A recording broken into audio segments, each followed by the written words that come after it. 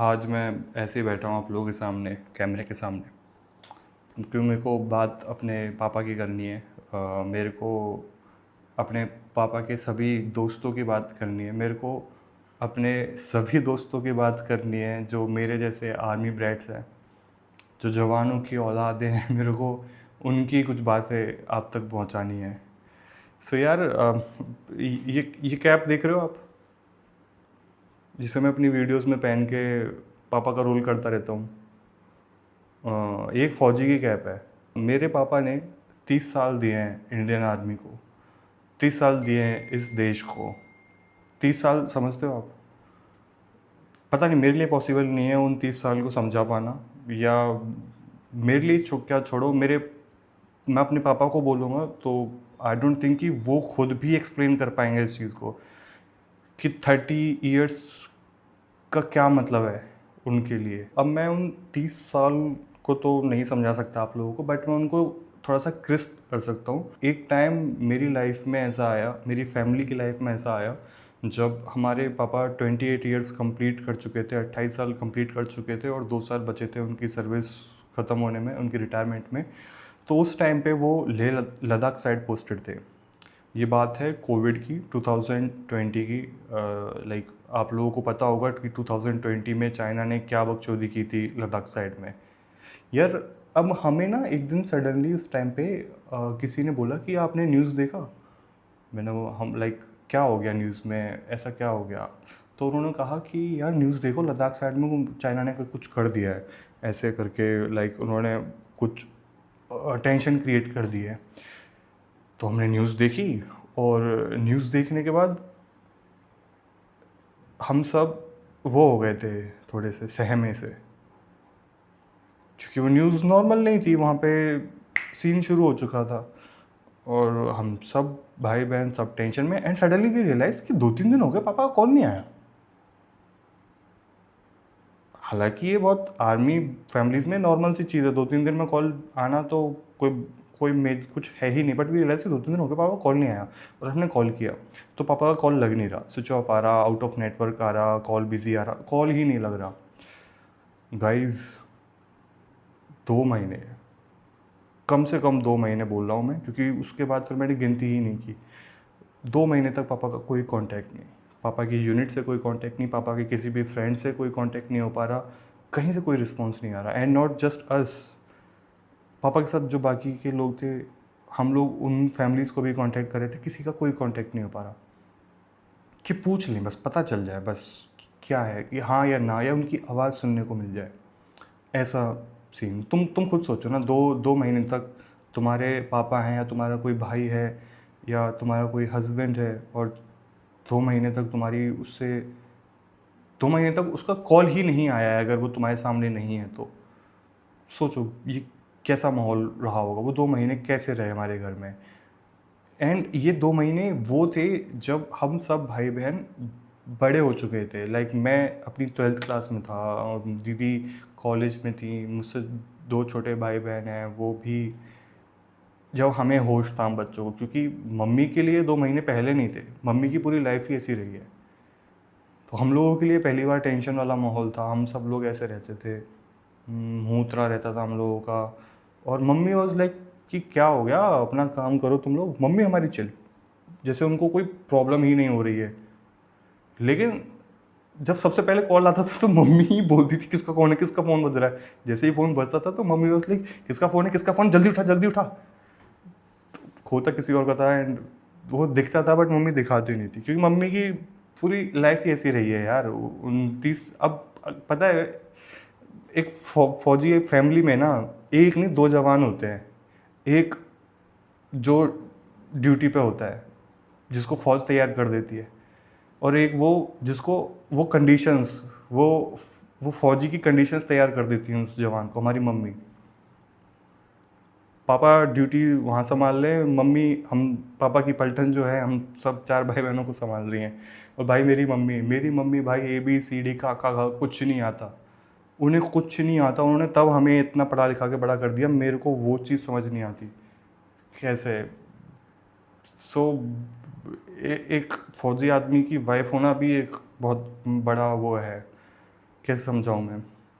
तुम लोगों को प्रॉब्लम होती होगी कि तुम लोगों के पापा बर्थडे सेलिब्रेट नहीं कर रहे, या फिर ओ तुम्हें कोई बर्थडे सरप्राइज़ नहीं मिला। हमें तो एक एक हफ्ते तक कॉल ही नहीं आता था। हमें बर्थडे पे ही कॉल नहीं आता था हमारे भाई। एक हफ्ते बाद पापा फ़ोन कर रहे, ओ हैप्पी बर्थडे, तेरा बर्थडे निकल गया, oh happy birthday, thank you, same to you. हाँ, हम 4 भाई बहन हैं भाई, हम चारों भाई बहनों के बर्थडे अलग अलग महीने में आते हैं। तुम सोचो, उन चारों महीनों में पापा कभी साथ में नहीं है, घर ही नहीं आए, घर ही नहीं आ रहे, छुट्टी ही नहीं मिल रही। बर्थडे छोड़ो, फेस्टिवल्स पे घर पे नहीं है पापा यार। होली, दिवाली, न्यू ईयर तो कोई कभी नहीं। मुझे खुद नहीं याद बचपन में कोई पापा होली दिवाली पे कभी घर आए और लाइक हम सब सेलिब्रेट कर रहे हैं जिसमें पापा भी हैं। याद ही नहीं है मेरे को, होता ही नहीं था, पापा छुट्टी नहीं आ पाते थे। पता है, ये एक रीज़न है। मैंने लाइक मोदी जी को जब पहली बार फॉलो किया था ना, इस बेसिस पे किया था कि वो बंदा इंडियन आर्मी के साथ सेलिब्रेट करता हुआ दिखा था मेरे को दिवाली। 1 2 3, मतलब मैंने देखा कि यार चलो ठीक है, मुझे लगा कि यार कोई तो है जो उनके लिए है शायद वहाँ पे, इसलिए मैंने उनको पहली बार फॉलो किया था, इस रीज़न से।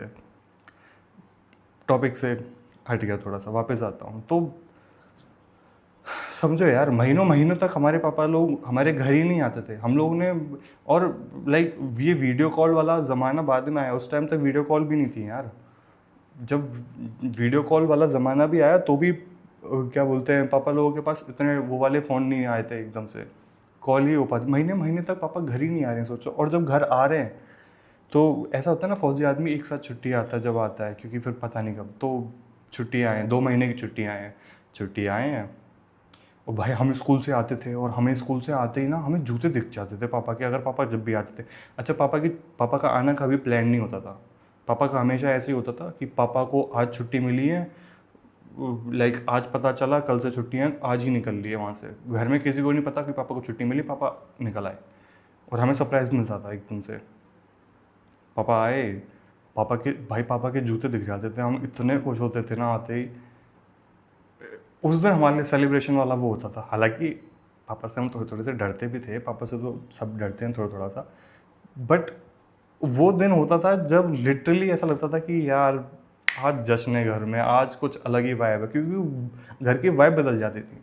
ऐसा लगता था कि दीवारें मुस्कुरा रही हैं। समझ रहे हो तुम? वो जूतों को देख के ऐसा लगता था कि पता नहीं क्या एक अलग ही वाइब आ जाती थी कि पापा आ गए। एंड पापा आ गए, 2 महीने की छुट्टियाँ आई हैं, पूरा फिक्स हो चुका है, फलाने यहाँ जाना है, इसके यहाँ जाना है, वो भी करना है, ये भी करना है। 3-4 दिन बाद फ़ोन आ रहा है, अरे साहब आपको वापस आना पड़ेगा। रैंडमली वापस जाना पड़ रहा है, कभी छुट्टियाँ ही नहीं पूरी कर पाए अपनी। और भाई ये बात मैं बता रहा हूँ तुम्हें भाई, अपनी पूरी सर्विस में पापा 99% ऑफ द टाइम्स वो बिना रिजर्वेशन के ट्रैवल किया उन्होंने, कोई रिजर्वेशन नहीं। कहाँ से करेंगे इतना शॉर्ट पीरियड पे, कोई रिजर्वेशन कहाँ से हो पाएगा? बिना रिजर्वेशन के जा रहे हैं, कभी कोई रिजर्वेशन नहीं मिला भाई उनको। मैं एक चीज़ तुम्हें बताता हूँ, मैं एक फ़ौजी की औलाद हूँ, और फ़ौजी की औलाद होने से पहले मैं एक किसान की औलाद हूँ। मेरे बाप दादा किसान आदमी हैं। और इस देश में ना जवान की और किसान की मुझे नहीं लगता कोई इज़्ज़त है या कोई वैल्यू है। मुझे ऐसा पर्सनली फील होता है। आई डोंट नो आप लोग कितना इस बात से एग्री करोगे। कोई वैल्यू नहीं है यार। कैंटीन से निकलते ही कौन पूछता है? दारू की बोतल के लिए पूछते हो?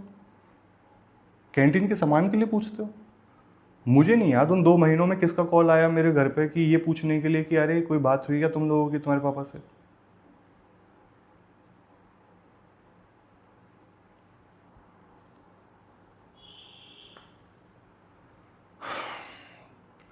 इंडियन आर्मी, और भाई इंडियन आर्मी भी ना यार एक अलग धर्म है।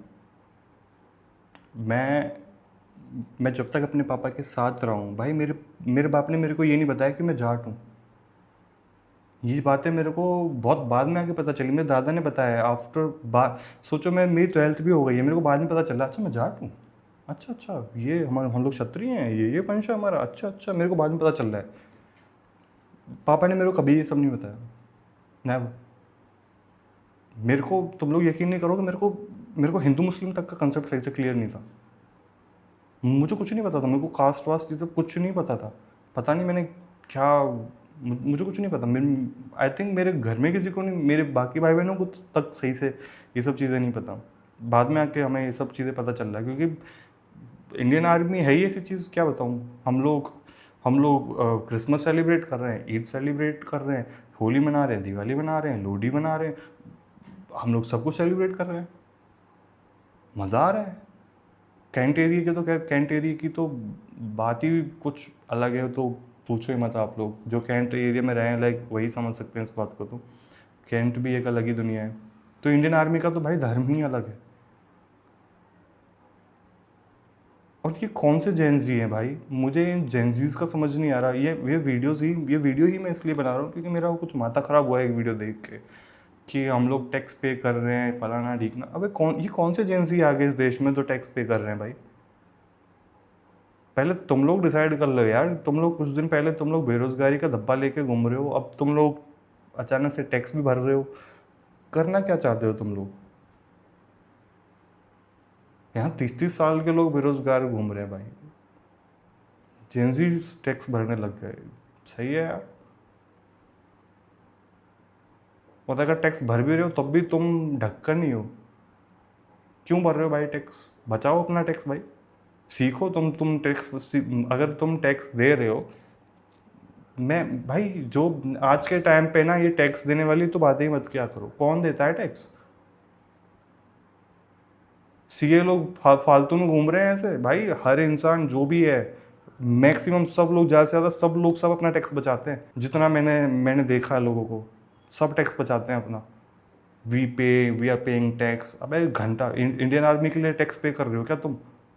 तुमसे उनको सीट तो दी नहीं जाती है। मैं कह रहा हूँ, मैंने अपनी आंखों से देखा है भाई। वो एक स्लीपिंग बैग है, और वो एक फौजी आदमी, चाहे यूनिफॉर्म में हो चाहे सिविल यूनिफॉर्म में हो, चाहे यूनिफॉर्म के बिना, वो अलग से दिख जाता है भाई। तब जाके उसकी बाहर कोई इज्जत नहीं करता। ट्रेन में बंदा जा रहा है ऐसे ही पड़ा हुआ जा रहा है, मैंने खुद, मेरे पे सीट नहीं है, मैं खुद बंदे को नीचे जाते हुए देख रहा हूँ कि यार ये बंदा ऐसे पड़ा हुआ है, ये बंदा कहाँ जा रहा है, किस हालत में, घर नहीं जा रहा है, यूनिट में जा रहा है, ऐसे जा रहा है। कोई सीट ऑफर नहीं करता। टीटी टीटी तो यही एक रीज़न है कि मैं कभी ट्रैवल कर रहा हूँ ना भाई, मैं बंदों को, चाहे फौजी हो चाहे कोई भी हो, मैं बंदों को सीट देता हूँ यार, बैठो। क्योंकि मेरे दिमाग में वही सब बातें चल रही होती हैं कि यार तू बैठ, कोई दिक्कत नहीं, बैठ। तुझे सोना हो तो भी बता देना, मैं आधे मैं ऐसे हो जाऊँ। मैंने आज तक कभी किसी को मना नहीं किया, क्योंकि ये मेरा वो रहा है। मेरी कोर मेमोरी यही, पापा रिजर्वेशन हो गया, अरे हाँ देख लेंगे। पापा रिजर्वेशन सीट वीट, अरे सब हो रखा है। ऐसे ही जाते थे हमेशा, कोई रिजर्वेशन नहीं, कुछ नहीं। तुमसे हम तुमसे ये नहीं कह रहे कि आप लोग रिस्पेक्ट करो उनकी, नहीं, कोई ज़रूरत नहीं है। आप लोग क्या रिस्पेक्ट करोगे यार। आपसे ये नहीं कह रहे हम कि आप लोग उनको रिस्पेक्ट दो, नहीं भाई। बट ऐसा कुछ मत करो कि जिससे उनको ठेस पहुँचे, या उन उनकी फैमिलीज़ को ठेस पहुँचे उन सब चीज़ों से। यार तुम्हें नहीं पता कि वो किस किस कंडीशन में आप लोगों के लिए खड़े रहते हैं लिटरली भाई, आप लोगों को नहीं पता। मैं बता रहा हूँ, मेरे पापा को ना, लाइक अभी इस टाइम पे वो एक्स सर्विस मैन है, और दुनिया भर में पता नहीं कितने एक्स सर्विस मैन हैं। लेकिन आज वो जिस किसी भी कंडीशन में हैं, उनकी इर्रिस्पेक्टिव ऑफ देयर एज, कितनी भी उनकी उम्र हो चुकी है, आज भी अगर उनको उनकी यूनिट से फ़ोन आएगा ना कि साहब आपको अभी अभी वापस आना है यूनिट में, सोचेंगे नहीं वो जाने से पहले। अपना बोरिया बिस्तर, वही वही ये सब निकाल के, ये सब है उनके पास, वो सब चीज़ें लेके तुरंत निकल जाएंगे, सोचेंगे नहीं। सारे फौजी, मैं लिख के दे रहा हूँ, कोई नहीं सोचेगा, सीधा निकल जाएंगे कि हम जा रहे हैं। This is what Indian army is. एक चीज़ बताता हूँ, मैंने ना खुद एक ऐसे एक संदूक सी देखी है पापा की, संदूक बोल रहा हूँ, एक ऐसे बक्सा, लकड़ी का बक्सा, ऐसे बड़ा सा, बहुत हैवी सा। उसको मैंने खोला, बैजेस पड़े हुए हैं, मेडल्स पड़े हुए हैं, पता नहीं क्या क्या वो सब पड़े हुए हैं, लाइक उनके कोर्सेज वगैरह कर रखे हैं, ये सब वो सब मैंने देखा, मेरा दिमाग ख़राब हो गया। एंड आई वाज लाइक यार ये मेरे पापा का है ये सब।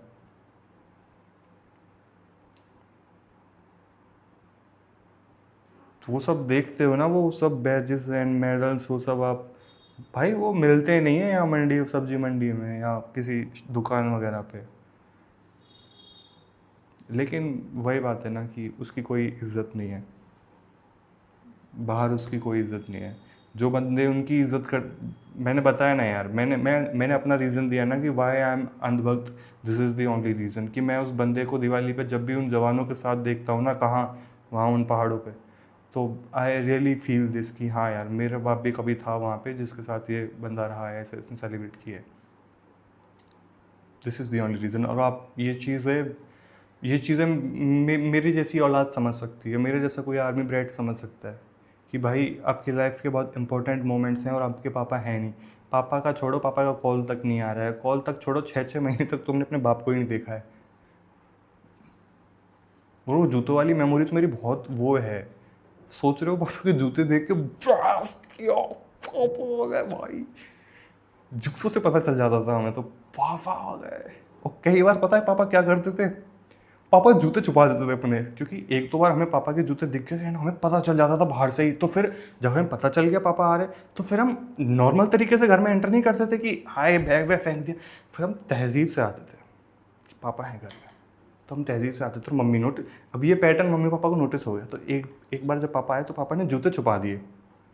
और इस बार तो मम्मी को भी सरप्राइज मिल गया था कि मम्मी को भी तो जूते दिख जाते थे कई बार, तो हमने जूते भी छुपा दिए। और हमारे छोटे भाई को पता था, छोटा भाई घर पे था, तो उसने ऐसा किया, पापा ने भी जूते छुपा दिए कि आज इनको पता ही ना चले कि मैं आ गया हूँ। अपन टॉर में आए हैं, किसी को कुछ नहीं पता। और भाई पता नहीं किसी को तो, कोई गया होगा, उसको पापा के शूज़ दिख गए, कहीं छुपा रखे थे। और वो आके बोलता भैया पापा आ गए हैं क्या? मैंने कहा कब? फिर हम लोग मम्मी को देख रहे हैं, मम्मी को भी नहीं पता, क्योंकि मम्मी को भी कुछ नहीं पता। मम्मी पापा आ गए हैं क्या? मम्मी कह रही हैं पापा कब आ गए तेरे? मम्मी को भी कुछ नहीं पता। उस दिन सरप्राइज पापा ने सबको धप्पा कर दिया भाई। शायद ऐसा तुम लोगों के साथ भी हुआ होगा कि पापा ने ऐसे आके सरप्राइजेस दिए होंगे तुम लोगों को। लेकिन आज जब जाते थे तब भी सरप्राइज ही मिलता था कि सडनली जाना पड़ रहा है। सो यार, कोई और तुम्हें समझे या ना समझे, बट सर साहब या बच्चों, भाई, आंटी जी, हस्बैंड वाइफ, जो आर्मी ब्रेट हैं या आर्मी फैमिलीज़ हैं या उनके बैकग्राउंड से नहीं, मैं तुम लोगों को समझता हूँ। एंड मैं तुम लोगों की कदर करता हूँ, कोई करे ना करे। और शायद बहुत लोग हैं ऐसे जो तुम लोगों की कदर भी करते हैं या तुम लोगों को समझते हैं, तो कोई बात नहीं, इन लोगों से इतना भी ज़्यादा इफेक्ट नहीं होना होता है। क्योंकि वही बात है ना कि इन लोगों के आने से जो लाइक दुनिया पागल हो जाती है इंडिपेंडेंस डे को लेकर के। लेकिन इनको कैसे समझाएं कि हमने तो वो इंडिपेंडेंस डे क्या, हमारी रग रग में, हमने बचपन से वो सब चीज़ें देखी हैं। एंड वी आर लाइक ठीक है, हाँ हमारा हमारा बाप है वहाँ फौज में, हाँ वो इंडिपेंडेंस डे मना रहा है, इट्स ओके। मैंने कभी कोई ऐसी कोई स्टोरी शेयर नहीं करी कि भारत माता की जय, हिंदुस्तान जिंदाबाद। अरे भाई ठीक है, फिल्म्स अपनी जगह पे हैं, स्टोरीज़ वगैरह अपनी जगह पे हैं। हमें पता है इन दी बैक ऑफ द माइंड कि लाइक हम लोगों ने, सिर्फ हमारे पापा नहीं यार, जब पापा घर पे नहीं होते तो हम, मम्मी हमारी और हम सब कैसे एक कैसे संभालते हैं अपने आप को, कैसे काम करते हैं, तो वो भी अपने आप में एक चीज़ है यार। मेरे पापा का तो खैर बर्थडे भी 15 अगस्त को आता है। अभी हाँ, अभी विश किया था मैंने पापा को। हम लोगों की लाइफ में यार बर्थडे वगैरह तो खैर कुछ रहे ही नहीं है। बर्थडे वगैरह तो इट्स लाइक होली त्योहार, मतलब जो फेस्टिवल्स पे पापा आ जाते थे ना, वो बहुत बड़ी बात होती थी कि फेस्टिवल पे आ गए। तो फेस्टिवल लगता भी है ना, अगर अपने ही घर पे नहीं है तो फेस्टिवल क्या ही फेस्टिवल लगेगा। चलो, टू ऑल द पीपल, अगर कोई बंदा आपको इस कैप में देखे तो भाई डिसरिस्पेक्ट मत करना। रिस्पेक्ट की बात नहीं कर रहा, डिसरिस्पेक्ट मत करना। चलो बाय।